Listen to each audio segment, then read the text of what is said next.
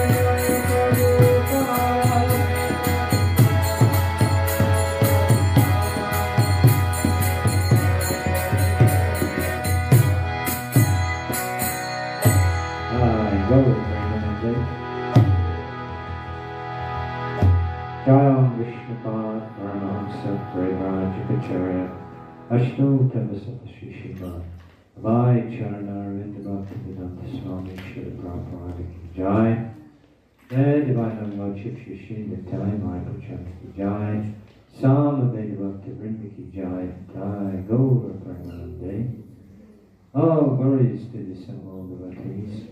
All glories to the assembled devotees. All glories to the assembled devotees. Glories of glories to the Shri Guru and Shri Guru. Glories to Shri Prabhupada.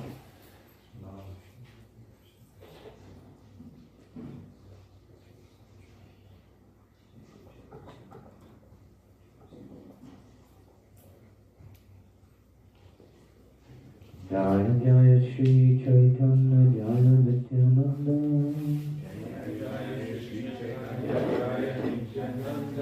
Jaya Advaita Chandra Jaya Gaura Bhaktavinda.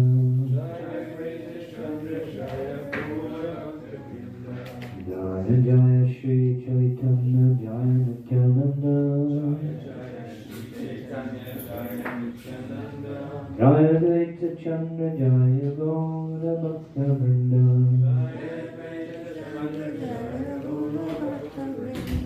Jaya Jaya Shri Caitanya Jaya Nityananda. Jaya Advaita Chandra Jaya Gaura Bhaktavinda. So I read this morning from the Caitanya caritamrta in the Madhya chapter 9, which is entitled Lord Caitanya's Travels to the Holy Places. And this morning we're reading from text 132.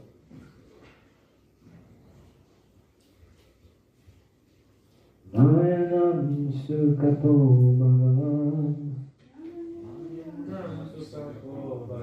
Yes, because it's a full till, it's not normal Caitanya caritamrta. Okay, try again. Nayanam Sukapo Bhagavan.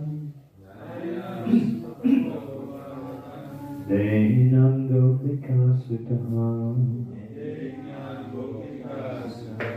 Jnaniyam Chatma Bhutanam. Yata Bhakti Matam Niha. Nayam Sukapo Bhagavan. Dehinam Gopika Sutaha. Jainam Chatma Bhutanam. Yata Bhakti Matam Niha. Nayam Sukapo Bhagavan. Dehinam Gopika Sutaha. Jnaninam Chatma Bhutanam. Yata Bhakti Matam Niha.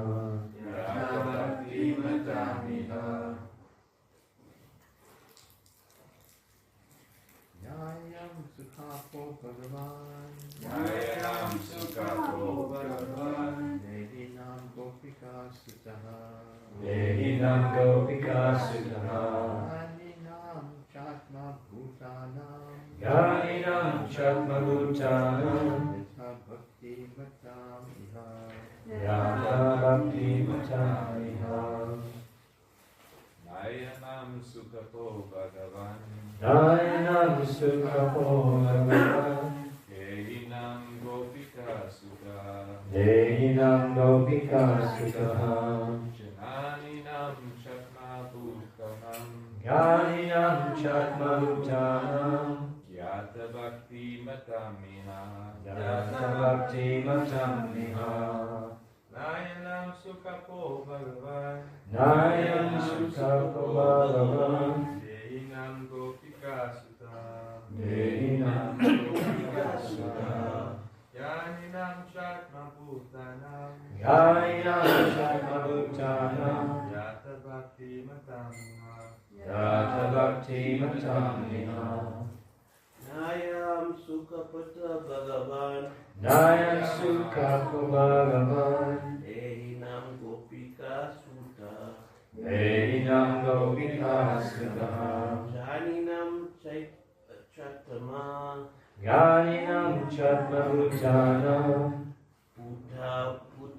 Putanam Yata Bhakti Matam Niya Yata Bhakti Matamiha. Have another go at that.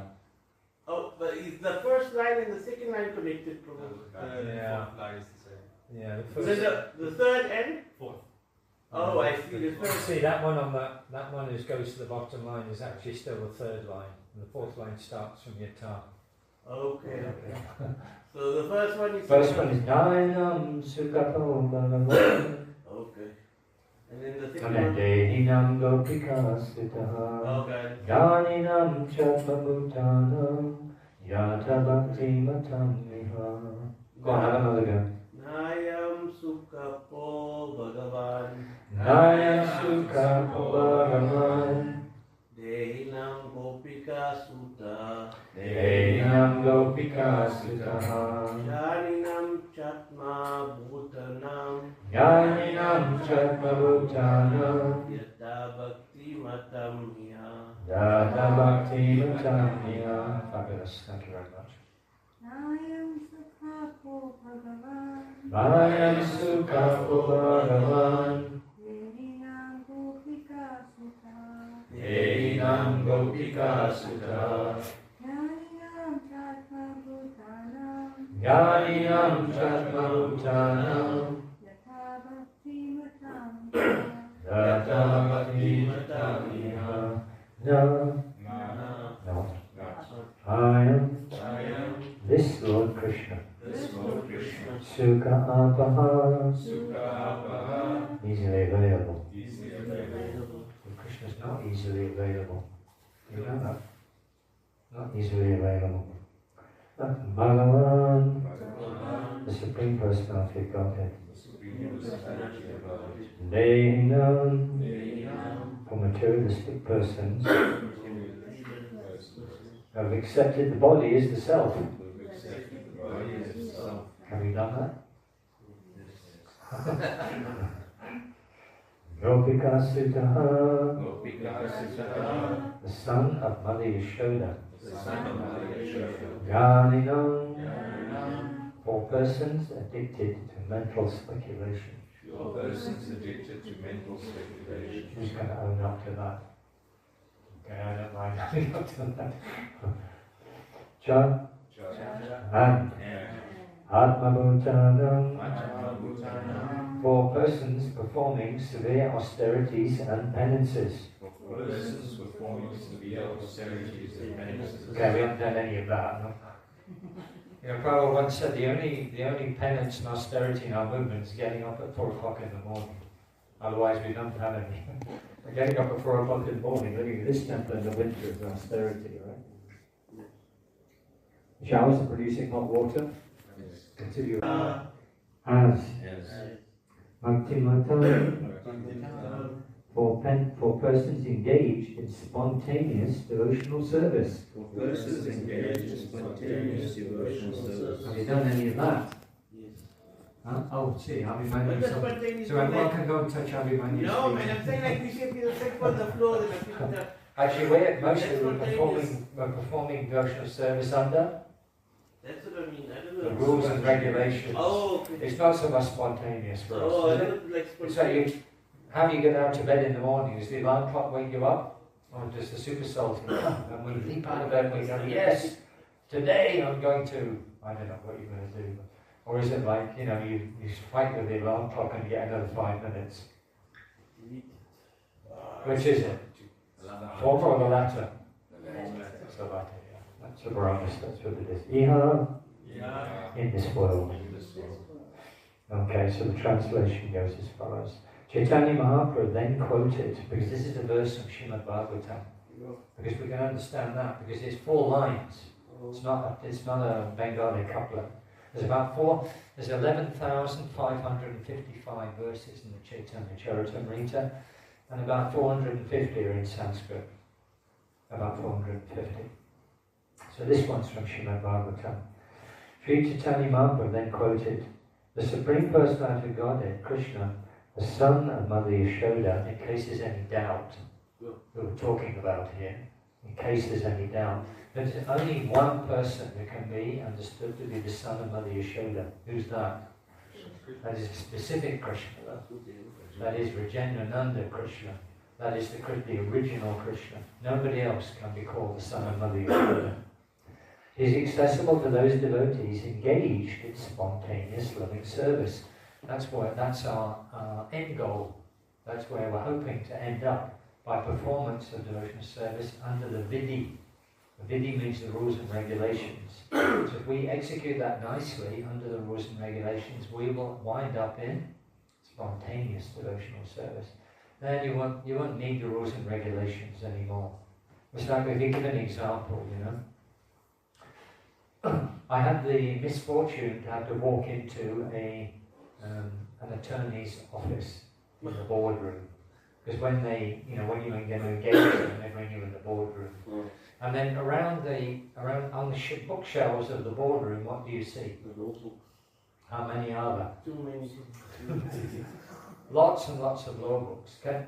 I mean, this is why they say study the law is one of the most difficult degrees to study, because there's so much to remember. Remember law books. But we could say that the spirit of the law can be reduced to 1 or 2 sentences. That's the letter of the law that you see on those books. But what's the spirit of the law? Can you say? Are you Brahmins or not? Can you say, what is the spirit of the law? At least the material law, anyway. Always obey the law, never forget.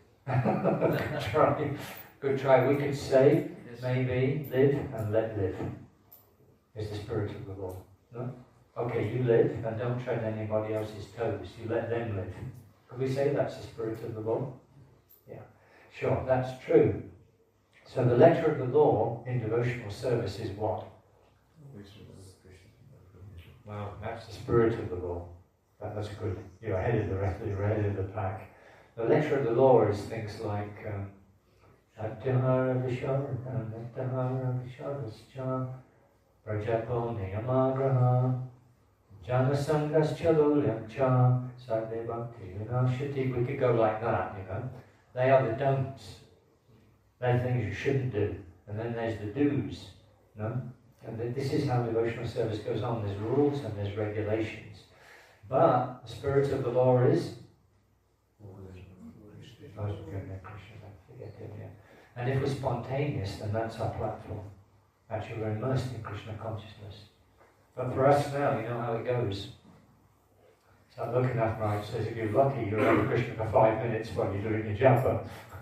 For 5 minutes, maybe after that 2.5 hours. And the rest of the time? All kinds of nonsense. Yeah. So this is the spirit of the law. The spirit of the law is to be engaged in Krishna conscious devotional service. Because you can be engaged in devotional service in another consciousness. And what Prabhupada says, we should be engaged in devotional service in Krishna consciousness. In other words, you can be in devotional service but not in Krishna consciousness. That's true. You ever done any of that? Devotional service not in Krishna consciousness. Yeah, lots of it. Yeah. So here we're talking about a very elevated platform. Caitanya Mahaprabhu then quoted, the Supreme Personality of Godhead Krishna, the son of Mother Yashoda, is accessible to those devotees engaged in spontaneous loving service. What does it imply? I'll think a little deeply. I know it's Sunday morning, but I have to try. Think a little deeply. If Krishna is available to those in spontaneous loving service, what does it imply? It's not available. Not available to those in other kinds of devotional service. It's got to be spontaneous. Yeah, that's a very important point. But he is not easily accessible to mental speculators. That's me. I was a mental speculator for a long time. I still am actually, probably a mental speculator. To those striving for self-realization by severe austerities and penances. You know, we don't do that in our movement, do you know? Like I just said, Prabhupada said the only austerity, but another time Prabhupada said the austerity is following the four regulative principles. Otherwise we're not into austere penances and whipping ourselves and all that kind of thing. But actually our movement is basically based on, chant, dance and be happy. Or be happy, chant and dance. Or you could put it another way, maybe chant, dance and take prasadam. Or take prasadam, chant and dance. Or chant, take prasadam and dance. Whatever order you like, it doesn't matter. That's our movement. We're not really so much interested in austerities and penances. Not easy to say on mental speculator, those striving for self-realization by severe austerities and penances, or to those who consider the body to be the same as the self. We can happily say we fall into that category. Right? We thought for a long time, and now we're hearing from Srila Prabhupada, you are not this body. And we think, yeah, Prabhupada's saying, not this body, wow, sure, not this body. Then the moment you come out of class, what do you immediately start doing? Behaving like you're the body again. Yeah. So here, this is a very important verse, actually, which Caitanya Mahaprabhu is quoting, because with the discussion here is about how one can enter into Krishna's pastimes in Vrindavan. That's the discussion. No? And we're having this discussion because Caitanya Mahaprabhu is teasing Venkatavata, very jokingly saying, your mistress is the most chaste lady in the entire cosmic manifestation. Why is that? Who's his mistress? Venkatavata. Huh? Lakshmi Devi. Why is she his mistress? Well, she's coming in that sampradaya. It's her sampradaya, actually. She started that sampradaya. So Mahaprabhu starts out like that, he's just joking with him and saying, your mistress is the most chaste lady in creation. And why does he say that?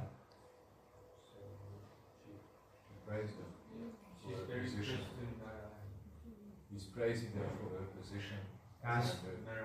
Yes, as the consort, the eternal consort of Narayan. You can't fault her. She's the most chaste lady in creation. Yeah, and then he goes a little further. He says, how is it? You're kind of a worshipper of Narayan, but I worship Krishna, that cowherd boy. I'm not interested in Aishvarya there. What does it mean, Aishvarya? Aishvarya means opulence and majesty. That is how we generally see the Supreme, full of opulence and majesty. Don't mess with him. That is the mood of Narayan, displaying the opulence. So, she is the most chaste lady in creation, but she wants to associate with my Lord, who's just a coward boy in Vrindavan. So why is that? So, what did Venkatavata say? Well, I've been studying this a few weeks.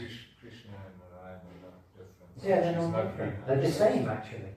It's the same Supreme Personality of Godhead, but there is a difference. What's the difference? The way you view them. One is the arguments and the mood. Mood. What is the mood of Narayan? Yeah, you better worship me because I'm the Supreme Lord. Not because I need your worship, because you need it. That's the mood. The mood of Narayan is displaying those up. What's the mood of Krishna?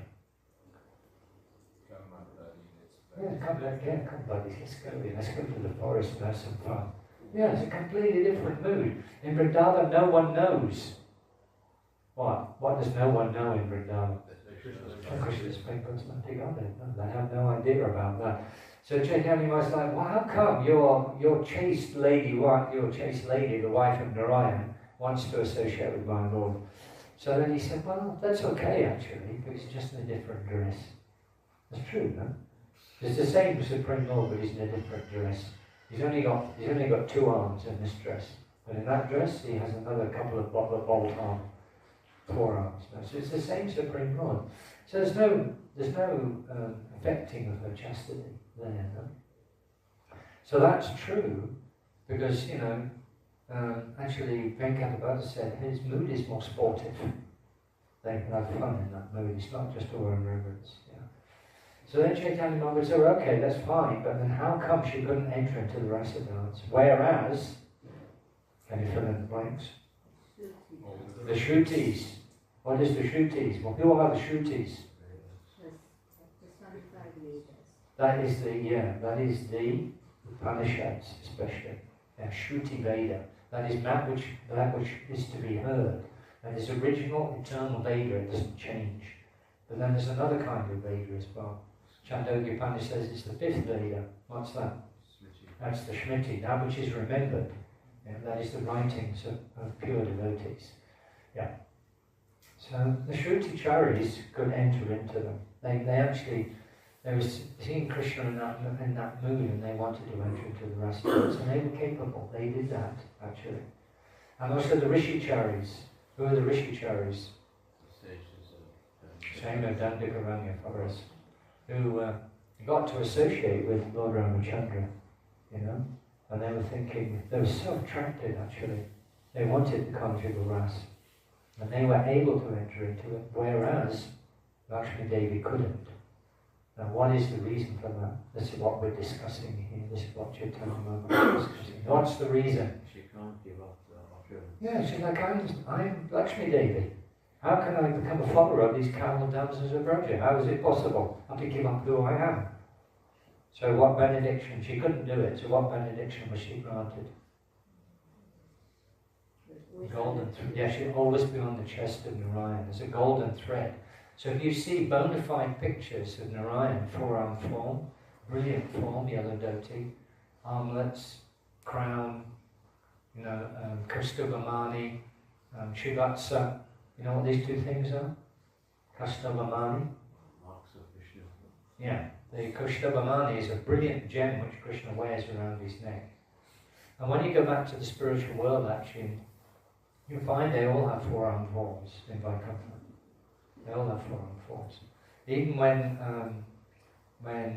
Gopakumar first entered into Vaikuntha, he saw some on the forearm form. He paid obeisances and he was offering prayers because he thought it was the Supreme Lord. And that great soul blocked his ears and went away.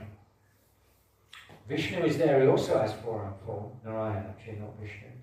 But the difference is he has Shivatsa and Kaustubhamani. Whereas the other lot, they just get the form, but they don't get the Kaustubhamani and the Shivatsa. Yeah.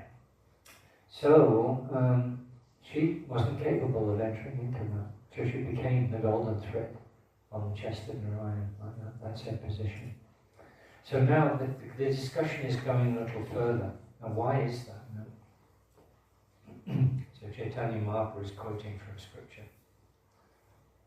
Lord Krishna has a specific characteristic. He attracts everyone's heart by the mellows of his personal conjugal love. Now what is supremely attractive about this is the intimacy. Because all these rasas are prema bhakti. Whether it's Shanta, even Shanta ras is prema bhakti. Total absorption. The Super Soul is so beautiful, so you can't withdraw his gaze. Completely absorbed in that ocean of the beauty of the Super Soul. Very, very beautiful. Even Prabhupada was commenting here, Narayan and Krishna are equally attractive. Because they're both the Supreme Personality of Godhead, but there is a difference. Lord Krishna has a specific characteristic. He attracts everyone's heart by the mellows of his pure conjugal love, personal conjugal love. That is the intimacy. The intimacy is less. In the awe and reverence, there isn't much intimacy actually. There's want of intimacy. And you find that intimacy in, first of all, the Sakyaras. That intimacy, though, there is intimacy. Like Arjuna was telling Krishna, I feel so embarrassed understanding of the Supreme Personality of Godhead, because I said things like, oh Krishna, oh Yadava, we sat on the same bed, we ate from the same plate. Sometimes I disrespected you in presence of friends or alone like that, because he realized his friendship was eclipsed by seeing Krishna's universal form, by realizing how powerful it is. So there is intimacy in Sakya-rasa. But there's want of increased intimacy. We've discussed before, the intimacy between mother and son is more than it is between friend and friend. But the most intimate, Srila Prabhupada says, complete freedom. If that conjugal rasa is there, is complete freedom, you can do whatever you like. All this bearing, love and more. Yeah, complete freedom, like that. So there's an increase in intimacy as we move from upwards through the rasas. The acharyas also say that sweetness, they say, the sweetness is more, and the topmost sweetness is in the conjugal rasa. So that is what Krishna is saying. Everyone's attracted by that. Even these rishis who were in the Dandakaranya forest associating with Lord Ramachandra, they were so attracted they wanted that conjugal rasa. By following the footsteps of the inhabitants of the planet known as Goloka, as Brajaluka, or Goloka Vrindavan, one can attain the shelter of the lotus feet of Sri Krishna. However, in that planet the inhabitants do not know that Lord Krishna is the Supreme Personality of Godhead. They don't know because the intimacy of the relationship eclipses that. And what's the example that Prabhupada gives? So we can understand that. It's a very famous example, actually. It's the High Court judge. The High Court judge. The wife doesn't deal with him like he's the High Court judge, although he is the High Court judge. In all circumstances, he's the High Court judge. And the wife doesn't deal with him like that. Why? Because of the intimacy of the husband-wife relationship. So it's something similar here. So I may accept him as a son and bind him to a grinding mortar. Someone else may accept him as an intimate friend and, attaining victory over him, playfully mount his shoulders. The inhabitants of Brajabhumi know Krishna as the son of Maharaj Nanda, the king of Brajabhumi, and they consider that there can be no relationship with the Lord in the rasa of opulence. They are not interested, because the relationship in opulence is a decrease in intimacy. They're absorbed in intimacy with Krishna, so they have no interest in this business of, oh, you're the Supreme Personality, God, please accept my obeisance. There's no interest. There's no much lower platform. One worships the Supreme Lord by following in the footsteps of the inhabitants of Brajabhumi, attains the Lord and gets to know him as he is known in the transcendental planet of Raj. There he is known as the son of Maharaj Nanda. Yeah. Just like when we chant the invocation to Bhagavatam. Om Namo Bhagavate Vasudevaya. Yeah, the son of Vasudeva. The son of Vasudeva is Vasudeva. It's a very specific description of Krishna. Same here. Caitanya Mahaprabhu was quoting from the Bhagavatam, the son of Madhya Shoda. Or, in this verse, the son of Maharaj Nanda, the king of Brajabhumi. So this is last week's verse. The one who worships the Lord by following in the footsteps the inhabitants of Brajabhumi attains the Lord and gets to know him as he is known as the transcendental planet of Raj. There he is known as the son of Maharaj Nanda. And then this because Caitanya Mahaprabhu is here quoting from the scripture to support what he's saying. You could say he's acting the role of guru, at least Shiksha Guru, to Venkatavrata.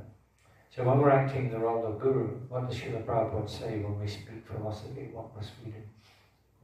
We must quote scripture to back up what we're saying. Not just our speculation, but we're actually giving the scripture as it is. That's the legacy we have. Srila Prabhupada gave Bhagavad Gita as it is, and we also have that legacy. We must give it as it is, just like a parrot. Actually, don't change. Prabhupada said, don't change one word. Nothing. Just give it as it is, actually. Repeat what you've heard. My spiritual master used to say, repeat what you've accepted. Because when you repeat what you've accepted, then it comes with a certain realization, and then it has potency. But if you just repeat, you may notice that the difference in class. Somebody just repeating, what they've heard. There's not much realization there. It doesn't really affect you so much, actually. But if you speak what you've understood, what you've accepted, then it will come with realization, actually. Then it has potency. Then it changes hearts. So that's what we should do. We should repeat what we have understood, what we've accepted, because then it will change hearts. Okay, so then today, Mahaprabhu is quoting this verse from the Bhagavatam, which interestingly, we're going to see that in the purport, Caitanya Mahaprabhu then quoted, the Supreme Personality of Krishna, the son of Madhya Yashoda, is accessible to those devotees engaged in spontaneous devotional service, implying that that form of Krishna is not accessible if it's not spontaneous. That's what we're trying to head towards. We're performing sadhana bhakti. But sadhana bhakti has two divisions. You can divide it like that into Vaidhi bhakti and Raga Nuga. Raga Nuga. Anuga means to follow, and Raga means attachment. When you have attachment like that. So Raga Nuga means to follow those who have attachment to Krishna. And that's how you get access to it actually. That's the point which is made here. Whereas we don't really do that. We do it because we're worried what our spiritual master might say if we don't do it. Isn't it? Isn't that what we think internally? Well, I must do this. Why? Why? Because my spiritual master said so. I remember getting initiated and he said you must chant, or I said, he said, how many rounds of Hare Krishna Maha Mantra are you going to chant every day? And we say, Guru Maharaj, I'm going to chant minimum 16 rounds, 25 on Ekadasi. That's what I had to promise when I got initiated. Yeah, and also, I'll never leave this movement, Guru Maharaj, never. Come hell or high water, never leave this movement. Yeah, so mostly we at least we get surrender to one person. We're going to surrender to one. Who is that? Huh? No. Spiritual master. We agree because he's watching us.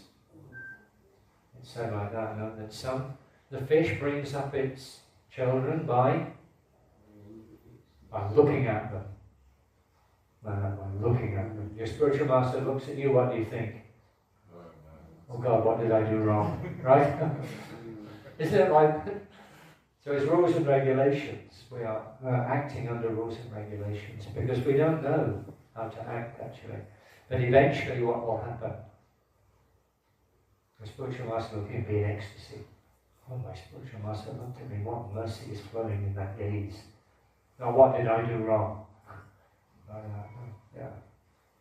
Then the relationship becomes more friendly actually when you get to that stage. It becomes better. We should never, we should always see our spiritual master on a very elevated platform. But when you make progress, then the relationship with spiritual master becomes more intimate, more friendly. But we must always be like that. Yeah. So here, this verse is quoted from Srimad Bhagavatam. Is it 10.9.21? I think it is now. Now, while I'm going to go back, I'm going to skip back because it's relevant to this discussion. We also have this discussion about how do you get this devotional service? We're in Vaidhi Bhakti, rules and regulations. You're always thinking about that, But how do you get this entrance into Vrindavan? In the mood of the gopis, how do you get that? That was the previous discussion, the previous chapter. So let's see what you remember. Who was the discussion in the previous chapter between? Oh, very good. Ramananda Roy and Caitanya. So here in this discussion between Ramananda Roy and Caitanya Mahaprabhu, who was asking the questions? That's amazing. Huh? Even with Sanatana and Rupa, actually they asked the questions. And Mahaprabhu replied extensively actually. Rupa Goswami 19th chapter, and Sanatana Goswami 5 chapters. 20, 21, 22, 23, 24. But in this 8th chapter of Madhya Lila we see that Caitanya Mahaprabhu is asking the questions. And who's replying? Ramananda Roy. He must be a pretty elevated personality, no? Ramananda Roy. Very elevated personality. There's a combination of 4 persons actually. In order to get that relationship with Caitanya Mahaprabhu, 4 transcendental personalities had to combine to get all the facets of that relationship because it's so intimate. So do you know who the 4 persons are? Lalita Devi, Vishaka Devi, the gopi called Ajaniya, and the Sakya called Arjuna. These 4 personalities combine in the form of Ramananda Roy. Amazing, no? These two Astashakis, the Lita and the Shaka, they're the most intimate Astashakis. So you can understand how special this person is. And that is why Caitanya Mahaprabhu wanted him to answer. Because when it comes to devotional service, you think the Shaka and the Lita know what they're doing. What do you think? They got a pretty good idea. Yeah, got a pretty good idea. So that's why he asked. So in the discussion, they you know how they, do you remember how they started that discussion? What was the question that started that discussion? Huh? What? Caitanya Mahaprabhu said, can you quote a verse from the scripture which explains the goal of life? That's how it started. And you know how Ramananda Roy replied? Varnashram Dharma. That's true actually. For most people that's the perfection of their life. Why? They can act according to their nature. Yeah, they can act according to the direction of scripture. And therefore they will make advancement in spiritual life even if they don't realise it. So who's Varnashram Dharma for? All of the It's for the general populace. Varnashram Dharma is not meant for ISKCON devotees. Do you know why? Varnashram Dharma is not meant for ISKCON devotees. Do you know why? Because we follow the orders of the spiritual master. You may have a certain kind of inclination. Your spiritual master may engage you in that and he may not. Why may he not? No, because he wants you to preach and push this movement on. That's why. You may get engaged. You may be a good cook and your spiritual master may tell you, Shamananda Krishna, go and cook in the kitchen, and you're like. But if your spiritual master is Shamananda, I want you to go and distribute books of like. I was never very good at book distribution. It took me years to crack that actually. First, we used to go out, when we were in Bhakta program, we used to go out on Saturdays. I used to hate Saturdays. You know why? I used to go into the kitchen and roll puris, because it would be puris and khichdi for breakfast. And then after rolling puris and having breakfast, then you have to go and pile into the van and go and Sankirtan. Oh, I'm so bad at that. First day in Oxford. Pretty big city in England, Oxford. All day. How many books? I guess. All day. And like, I think it was £3.65. All day. I used to hate it. So, your spiritual master may engage you in what is natural, propensity, he may not actually. Because what's needed for the ISKCON devotees is to push on this movement, expand this movement. So I'll give you such a wonderful example that happened to me very recently. This is how our senior devotees think. I wrote to His Holiness Bhakti Caitanya Maharaj because I wanted him to help me understand a verse that's controversial, that's hard to understand. Like when Krishna enters into Dwarka, then it's said that a lot of well-known prostitutes also came to see him. It's a verse 19, verse 11, chapter 1st canto. So I'm trying to understand this verse, I remember something coming from Maharaj, so I wrote to Maharaj to ask him, how do we understand this verse?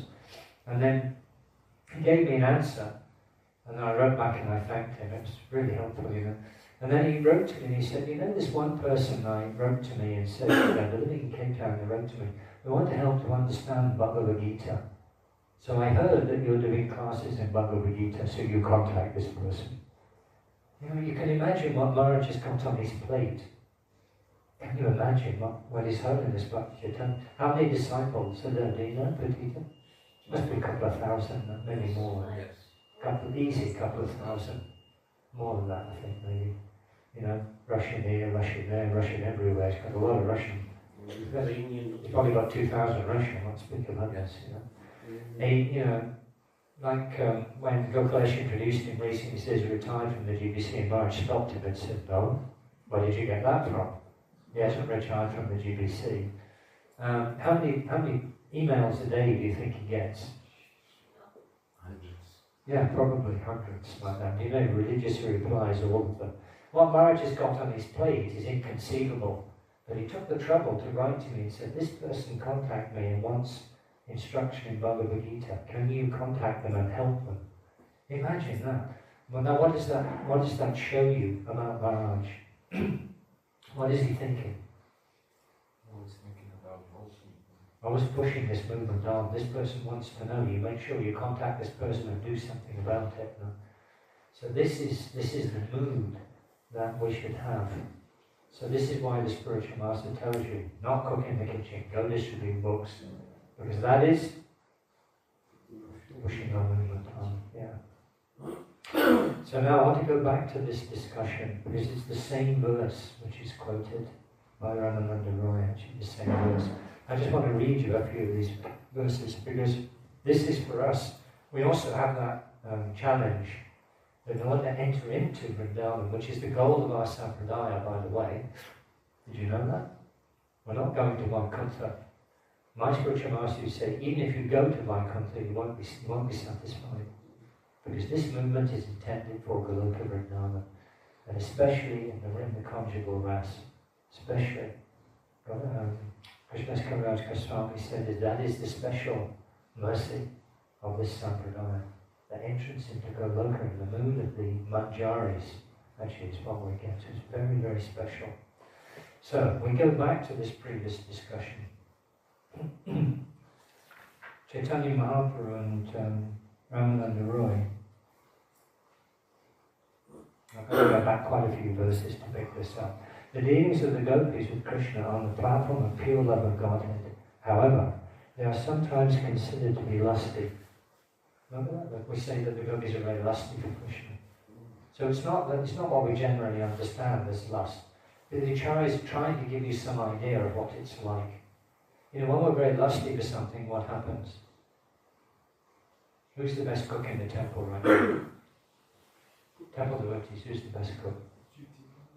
Juti Mandala. Okay. And Juti Mandala cooks pane butter masala and rotis. Can you do rotis? No. Well, you have to get it trained up. But then, and you know, you can smell it in the kitchen. How do you feel about breakfast? You're going to become lusty for breakfast. Yeah. So the gopis' love is not like that actually, but it's something similar which gives us an idea of what it's like. Because lust can be all-consuming, isn't it? There's a warning about that in Bhagavad Gita, no? You know what that verse is? We should do, you know, this is my business, I was class giver to try and train you up a little. Jayato Vishanam Punksha Sangasteshu Vijayate Sangat Sanjayate Kama Krama Krodha Vijayate. So what does it mean? By contemplating the objects of the senses, what happens? You develop some attachment. And if you keep meditating, lust. Isn't it? Like that. And then from lust, what comes? First of all, before the anger, what comes? Frustration. Why? Yes, because you're not getting what's not being fulfilled. You become frustrated. And you can blame Lord Brahma for the next bit. Because Lord Brahma invented something called from frustration comes anger. He invented that. He produced that very early on in the creative process. Yeah. So it's not like that. It means, it's given an example of something which is all-consuming. The dealings of the God of the Krishna on the path of pure love, Godhead, however, they are sometimes considered to be lusty, because such dealings are completely spiritual. All the dearest devotees of the Lord, like Uddhava and others, who desire to participate in them. Lusty desires are experienced from one's concern with his own personal sense gratification. The mood of the gopis is not like that. Their only desire is to satisfy the senses of Krishna. This is the entrance. This is what we must follow, actually. This is what we must follow. Among the gopis, there is not a pinch of desire for sense gratification. Have we got any cooks who use pinch in their cookery? You ever done that? Use a pinch? Sometimes you're cooking a certain preparation, just a pinch of salt. How much is it? Tiny amount. They don't think, you can't even quantify that. You know, it's a very tiny amount, just a pinch of salt. So it's not a pinch of desire for sense gratification.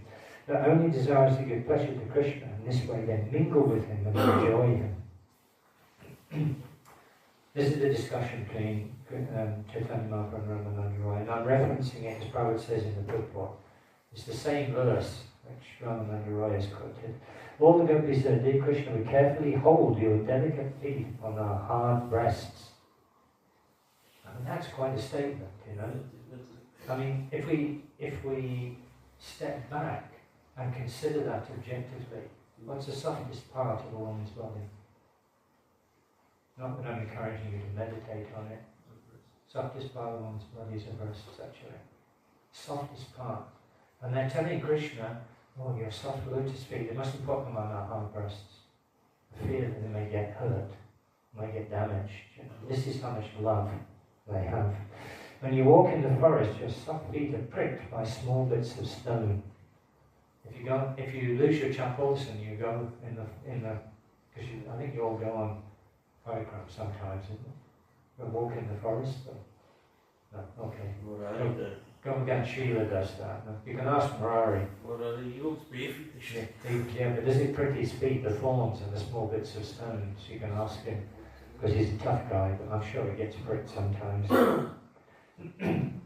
When you walk in the forest and your soft feet are pricked by small bits of stone, because you know in Vrindavan Krishna doesn't wear chappals. Just go. Otherwise, how is it the gopis are able to see where he's walked? If he's wearing chappals, would you be able to see? No, you wouldn't be able to see actually. So you get these footprints. Now how do they know it's Krishna's footprint? It's got certain mark. And actually the dust in Vrindavan is so much in ecstasy by having Krishna's feet that actually maintains that footprint for quite some time actually. Perfectly. Because I don't know if you go, because these days they're quietly paving all the paths in Vrindavan. But previously it was very soft sand. You know, very, very small particles of sand, very soft. So when Krishna walked on it, it'll be in ecstasy, and it'll maintain that shape of that footprint for quite some time. And that's how the gopis were able to see, oh, Krishna walked here, because they recognized the marks on Krishna's lotus feet, like that. When you walk in the forest, your soft feet are pricked by small bits of stone. We fear this is paining you. You are our life and soul, our minds are very disturbed when your lotus feet are pained. This is the mood of the gopis. They don't want you to walk in the forest path, because your soft lotus feet may be pricked by bits of small stone. One is attached to that ecstatic love of the gopis, does not care about regulative principles of Vedic life or popular opinion. Because you know when Krishna blows his flute, the fifth note, what do the gopis do? No matter what they're doing, some are putting the upper part of the garment on the lower part, and the lower part of the garment on the upper part. Some are putting on kajal, they don't kind of smear their faces with it. Others are feeding their babies. What happens? They just drop the baby and go. Some are serving their husbands. Drop it and go like this. That's what happens when Krishna blows the fifth note to his flute. They don't care what they're doing. They just drop everything and they go. One who is attracted to that ecstatic love of the gopis does not care about the regulative principles of Vedic life or popular opinion. Rather, he completely surrenders unto Krishna and renders service unto him.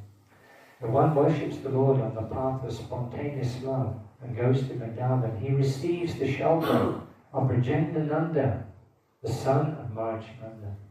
You get Krishna's shelter. If we worship in the mood of spontaneous love, we will get there one day.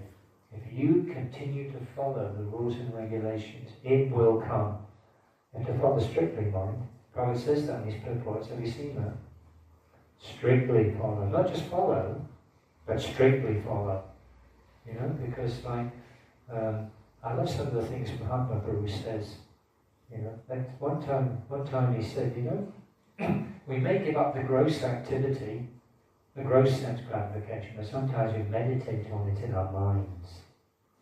You give it up in the gross manifestation, but you retain it in the subtle manifestation.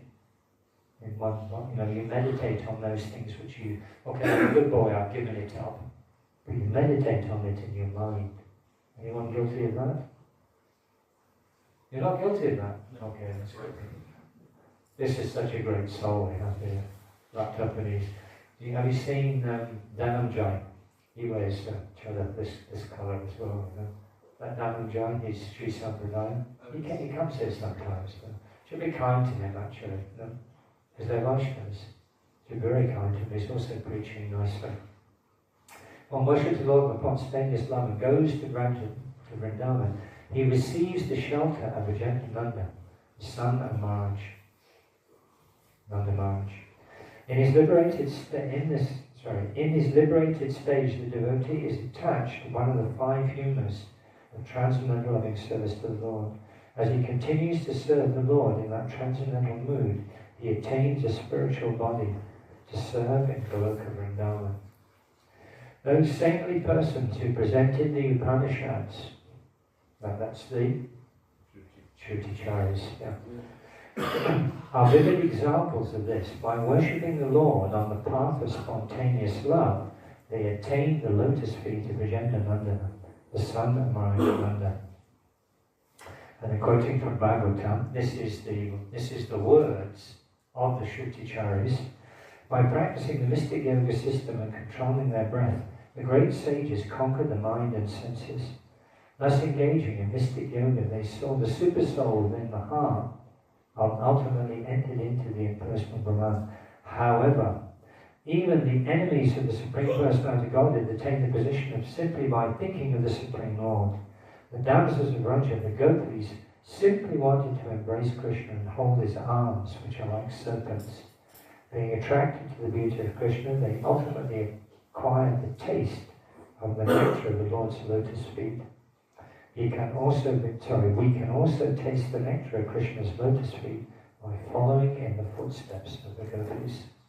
There's a couple more before we come to that verse which Caitanya Mahaprabhu quoted. The word Samadrisha, mentioned in the 4th line of the previous verse, means following in the mood of the gopis. The word Samaha means attaining a body like those of the gopis, because Sama means equal, the same. No? The word Angri Padma Sudha means associating intimately with Krishna. One can attain such perfection only by spontaneous love of God. One cannot obtain Krishna in Goloka simply by serving the Lord according to regulative principles. The Supreme Personality of God, The Supreme Personality of Godhead, Krishna, the son of Mother Yashoda, is accessible to those devotees engaged in spontaneous loving service, but is not as easily attainable to mental speculators, those who are striving for self-realization and by severe austerities and penances, or those who consider the body the same as the self. Translation is a little different, but the essence is the same. That's the verse that Prabhupada's quoted. So I went back to show the importance of this, that it's been quoted also in the previous discussion. So that's where we were today. I'm going to find the place again. It's further on now. Yeah. Do you get the point? Huh? This is going a couple of verses back. The inhabitants, in the discussion we're having now, the inhabitants of Brajabhumi know Krishna as the son of Maharaj Nanda, the king of Brajabhumi, and they consider there can be no relationship in the Lord in the rasa of opulence. One who worships the Lord by following in the footsteps of the inhabitants of Brajabhumi attains the Lord and gets to know him as he is known as the transcendental in the transcendental planet of Braj. There he is known as the son of Maharaj Nanda. And then this is the verse we just did. Caitanya Mahaprabhu then quoted, the Supreme Personality of Godhead, the son of Maharaj Nanda, is accessible to those devotees engaged in spontaneous loving service. He is not as easily accessible to mental speculators, those striving for self-realization by severe austerities and penances, or those who consider the body to be the same as the self. And look at, well, this verse is also given in Madhya lila 8227. That's what we just did from Srimad Bhagavatam 10:9-21. Yeah, so this is the goal of our sampradaya, to enter into spontaneous loving service. And how is it attained? How do we attain it? By practicing rules and regulations of sadhana bhakti very strictly, very carefully. It will come automatically. We don't have to make a separate endeavor for that. Just by practicing, this is what will come. And we need to meditate a little bit. We need to keep that in our mind. You know, they say, this is what, motivational speakers and the like, the trainers of gurus, the kind of like material gurus, they say that problems are what you see when you lose sight of the goal. Because sometimes our devotional service does seem like that, no? It's like, I don't feel like I'm making any any progress. I'm doing the same things every day, but I don't feel like I'm making it. Is it only I who feel like that, or do you feel like that sometimes as well? I don't feel like I'm making progress. Of course we are, but it does feel like that sometimes. No? So we need something to drive our devotional service. What's going to happen? Because sometimes we just get buried in, we don't like this devotee, or my rounds weren't very good today. We can get bogged down with material consciousness, and we need to have something to aspire for. So the discussions like this are very important, actually, because they show us what will happen. Like my spiritual master used to tell disciples, if you practice this process properly, you'll wake up one morning and Krishna will be standing there. And you say, Padita Pavan, where have you been? I've been waiting for you so long. That's what will happen. We'll get entrance in there. And if you want the description, you read Garga Samhita. Garga Samhita gives very nice descriptions of the spiritual world. Not so much in the Bhagavatam. Very extensive descriptions of the spiritual world in the Garga Samhita. And we need these things to give us impetus in our devotional service, what will happen to us. Because otherwise sometimes we get a bit discouraged, when things are not seemingly moving forward. Actually, we are moving forward. If you've ever travelled in an aircraft, you know that. Now, how fast is the aircraft going? 800, 850, 900, depending, kilometres an hour. That's pretty fast, actually. No? But when you look at the ground, how does it appear? It appears like you have to watch for 10 or 15 minutes before that mountain goes out of view. Yeah. Isn't it like that? Yeah. So it seems like sometimes we're not moving very quickly, but actually our process is amazing. God says, I am the backdoor key. There was a discussion with the disciples, and they said, to be 100% pure, we go back to God. And there was some more discussion. But he said, well, even if you're 90% pure, you can go back to God. Some more discussion. God said, even if you're 80% pure, Krishna will come that time, you'll go back to God. And Prabhupada said, even if you're 70% pure, he said, I have the backdoor key and I'll let you in.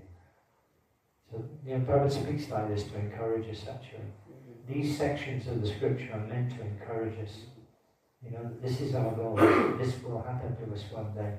Prabhupada says, if you follow the regs and chant 16 rounds, he said, I have the backdoor key. I will let you in. So we just have to stick to it, And whenever we can, pursue that high taste. It's true, when we're in temple, we have to follow the instructions of the authorities. We can also negotiate. You do some of what they want, and then you ask to do some of what you want. A good temple authority will do that, actually. They will let you do some of what you like. Because if we do what we like in devotional service, what happens? It's like you put the car in fourth gear and you put your toe on the accelerator.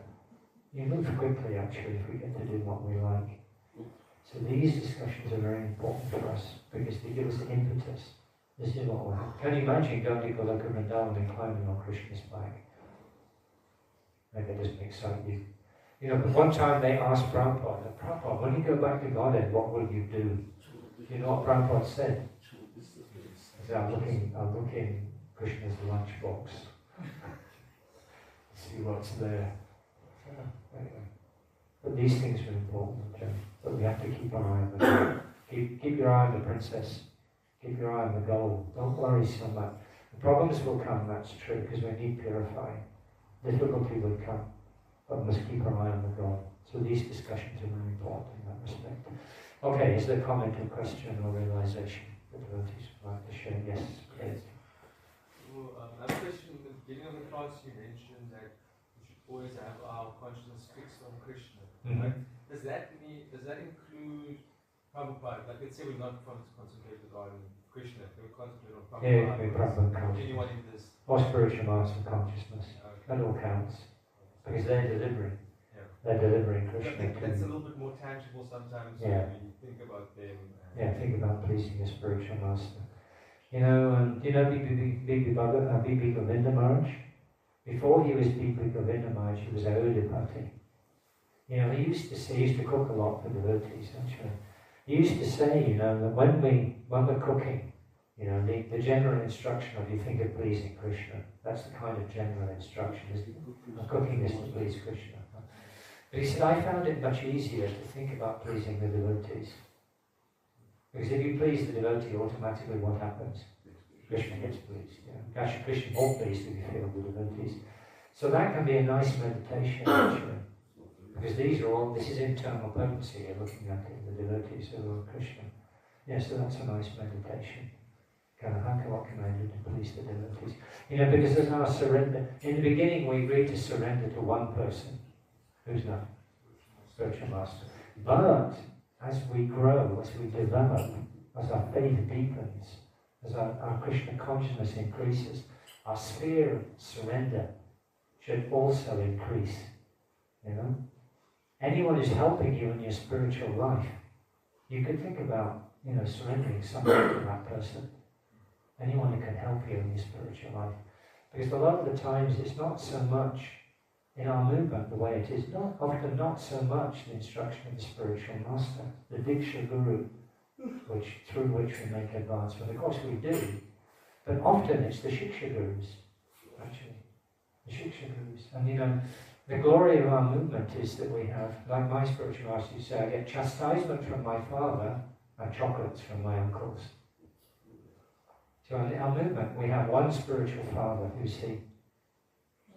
That's our spiritual master. Our grandfather is Srila Prabhupada. Our grandfather very merciful to the grandchildren. Do you know that? Isn't it true? Grandfathers are spoiling their grandchildren. So the grandfather is very merciful to the grandchildren. That's one thing to meditate on a little bit, you know. Another thing to meditate on, the glory of the way Srila Prabhupada has set up ISKCON, is you have one spiritual father and how many uncles? You can't even count. You can't even count, actually, how many uncles. So what do you get from your father? Chastisement, because it's his business to correct you, actually. And your uncles? Well, you get chocolates, because that's kind of against our principle. But what do you get? You get mercy, isn't it? If you know, because the thing is, the spiritual uncles will be a little bit more careful about chastising you. Do you know why? I'll be a little bit more careful about that because the relationship is not so close. So they don't want to give you an instruction you can't follow, or you won't follow. That will check your spiritual progress. So rather they give a lot of mercy. How much my spiritual master did. I used to think sometimes I wish it was somebody else's God family. Because he would give so much mercy to the devotees of another God family. So much, you just get chastised, you know. But when somebody else is coming, who's in our party, you know, is the disciple of somebody else's spiritual master, it gives so much mercy. So that's true, I've seen that now. Have you seen that? That the spiritual masters of other, you know, the other spiritual master, not your spiritual master, get so much mercy from them. This is the glory of the way Srila Prabhupada has set up our movement. No, that's worth meditating on. Yeah. Probably it's not really. Hang on, let's see if we're always satisfied. Yes, yes. Okay, yeah. It's not directly related to class. Doesn't matter. Can you remember what year Bhakti Charan Maharaj offered Prabhupada the Bhagavatam in Bengali? 1996. That was Prabhupada's centennial. He finished the Bhagavatam. One time he told me actually, because we were in Mayapur during that time when he was trying to finish, One time he told me, he said, if I don't translate 20 or 30 pages a day, I feel like I've done nothing. 20 or 30. Because Prabhupada gave me that instruction pretty much when they first met. Bhavananda Maharaj pushed him into the train carriage. They were going to Rishikesh. Pushed him into the train carriage like that. Prabhupada said, come and sit next to me. And Gomba was just like, how can I sit next to you? And Prabhupada insisted, come and sit next to me. So Prabhupada was sitting on a blanket in the train carriage, So Gomba just moved the blanket, turned the blanket like that, and then sat down. And Prabhupada told him, I want you to translate my books into Bengali. First instruction, pretty much, That's because he was educated and he spoke Bengali, But you can imagine, this is first meeting of the spiritual master. You can imagine the relationship they must have in order to get that instruction.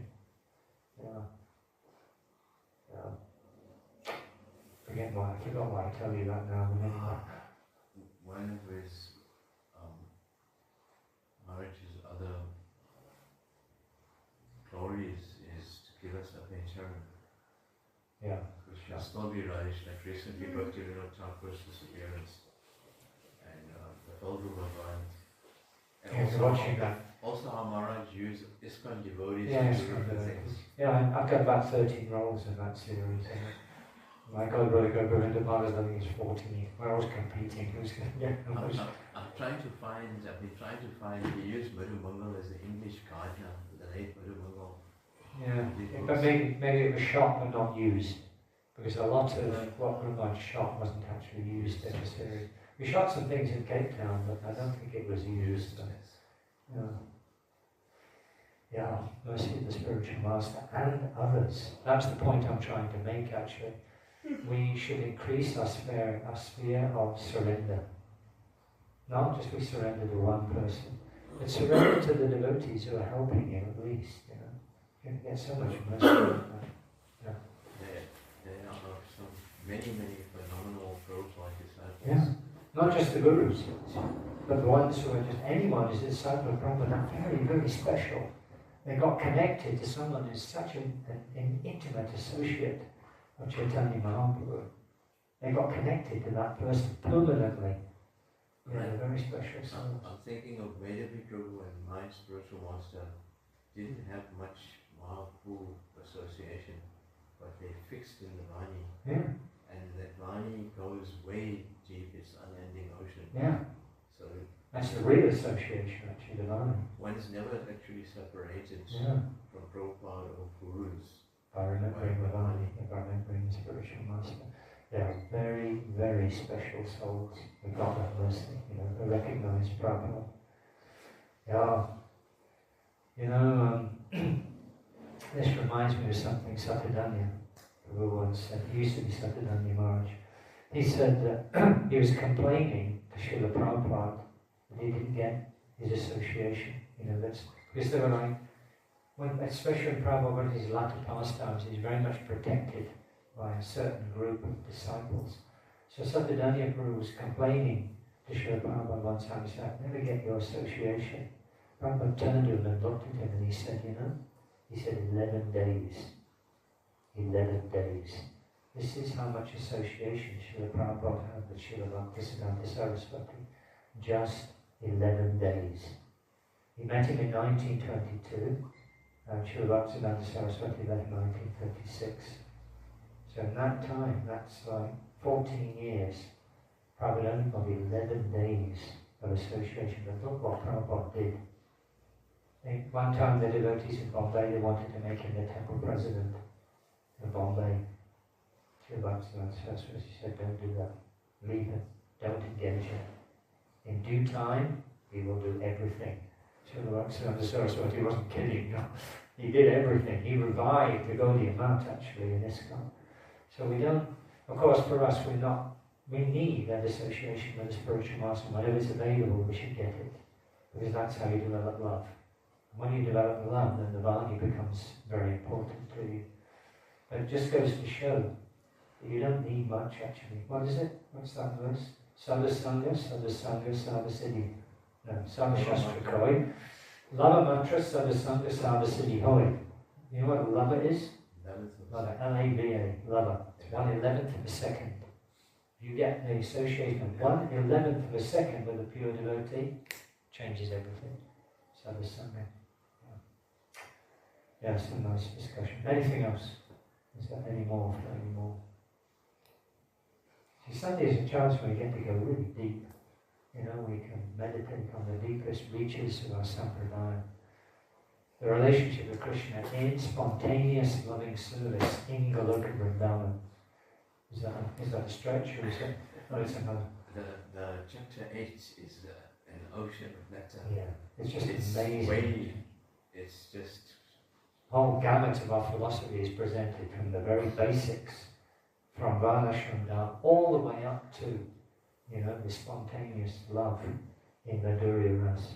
Everything in between is very carefully laid out with all the references from the scripture. That's why it's buried in the 11th.